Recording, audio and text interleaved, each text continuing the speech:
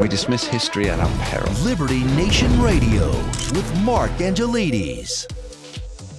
And we're back with Liberty Nation's economics analyst and editor, Mr. Andrew Moran. Earlier in the show, we were talking Biden's equity budget, the something for everyone, and the, let's face it, the rose-tinted glasses with which the whole report's been produced. But now I really want to drill down into a couple of things that came up in that. And Andrew, in the break, you and I were talking very briefly about it's the Groundhog Day budget, isn't it? Because the tax on unrealized gains, which I tell you what, this just blows my mind entirely. But it's back again after it was in the budget last year and the budget before. Andrew, I believe the cool kids say, give us the skinny on, or at least they did in 1970, the skinny on the tax on unrealized gains, the 25% wealth tax. Yeah, so as you just summarized it perfectly. Yeah. Well, thank you, Andrew Moran. Off you go. No, carry on. But I think a big part of that is the expectation or the forecast that this is, well, the numbers have ranged over a bit over the last few months. Last year was 500 billion. This time it's around, I think they said $600 billion. But either way, this $500 or $600 billion over 10 years. Yeah. This is not going to raise $500 billion overnight. It's just astounding. But I think when people are concerned about this type of policy making its way into the tax code, it's not going to happen just based on the fact that you still have a House Republican majority. So just like last year, it didn't work. It didn't go through. There was too much obstacles. There was too much opposition to it. So I highly doubt, just like the wealth tax, many things within this budget are not going to go into law based on the amount of Republican opposition and perhaps moderate Democrats. But it keeps coming back, which means that it's probably whoever's writing the budget, because Joe Biden did not sit down and write this budget. There's no way. It didn't happen. Anybody who says it did is probably an idiot. That they think that he sat down and thought, I'm going to write this entire budget, this however many pages it is, with all these legal clauses, all these references to numbers. Joe Biden didn't do it.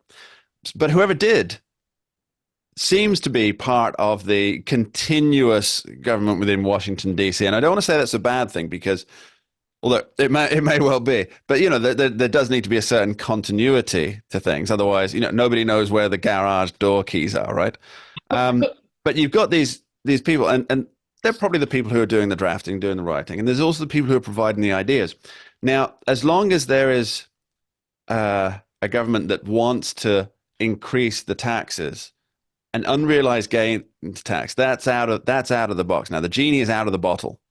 And so people are going to want to keep pushing that, probably from one side of the aisle more than another.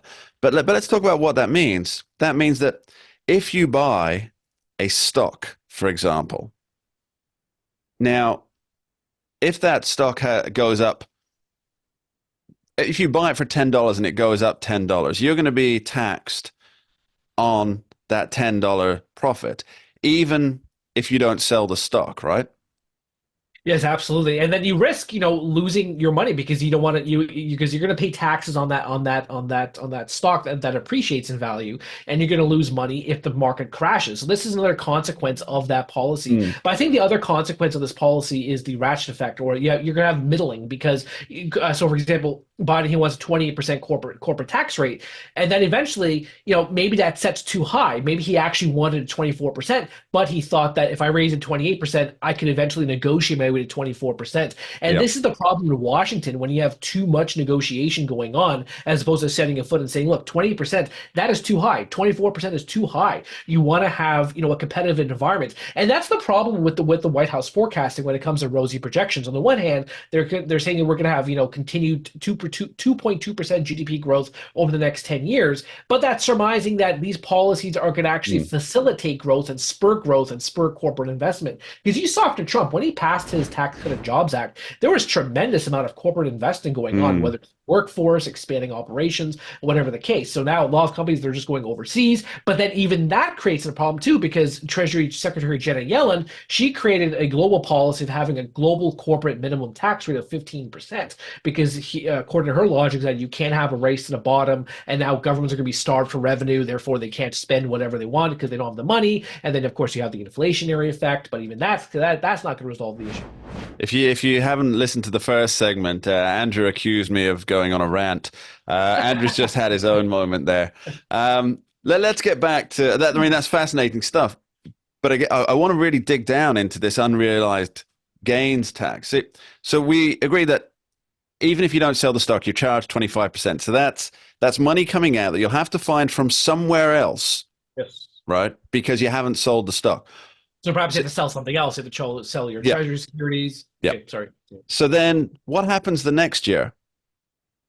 Well, actually, there was one proposal from a Democratic senator. I think it was Ron Wyden, where you can have it carried over into the new year. So therefore, you can have perhaps a tax deduction on your losses from the unrealized tax. But again, these are all just ideas. I'm sure, if Republicans do agree to it eventually, which perhaps they will not, they'll probably try to trim it down, maybe at 10%, maybe there has to be a cap, or maybe it only applies to millionaires or billionaires as opposed to everybody else. We know how well that works out. This will only apply to people who earn this much. Exactly. It's going down and down.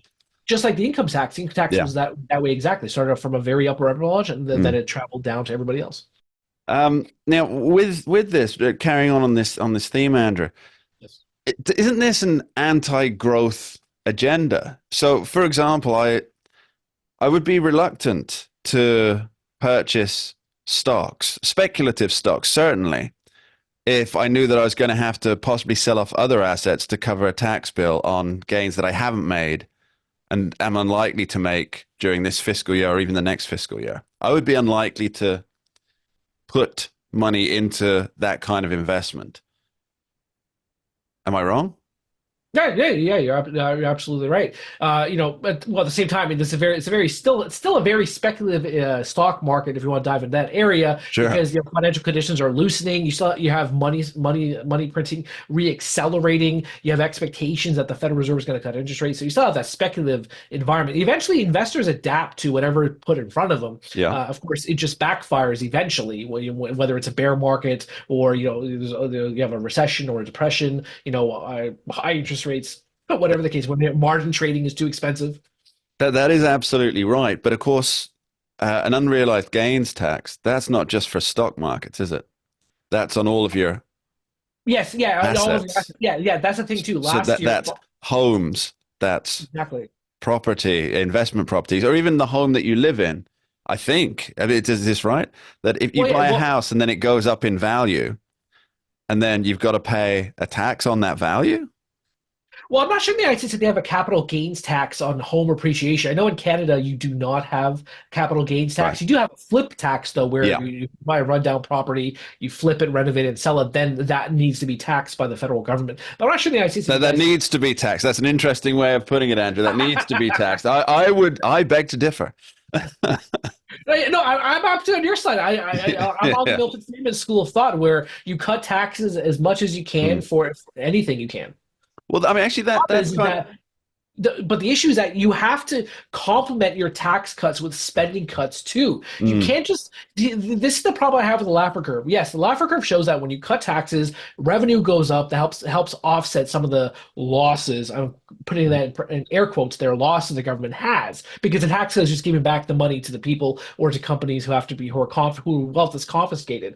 You're not going to pay for that, so you have to cut spending drastically and then complement it with tax cuts. That's you have to do it that way in this type of climate. And just before we round out, Andrew, last thing, the inflation numbers came out last week. Good, bad, or indifferent?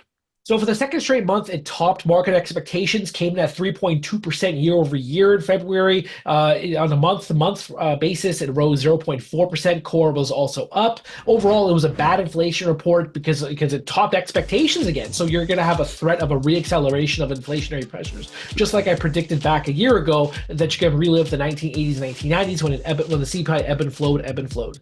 It's one of the few occasions when you hear topped expectations, and that's a bad thing. Andrew Moran, thank you ever so much for joining us. Thank you. We dismiss history at our peril. Liberty Nation Radio with Mark Angelides. Don't get caught up in the media madness. Join our movement for free thinking and free speech at libertynation.com. publishing news and analysis 24/7 with original articles by our team of authors who tell it like it is. Join us each week for online TV shows, The Uprising Podcast, and Liberty Nation Radio. We believe in free thinking and free speech.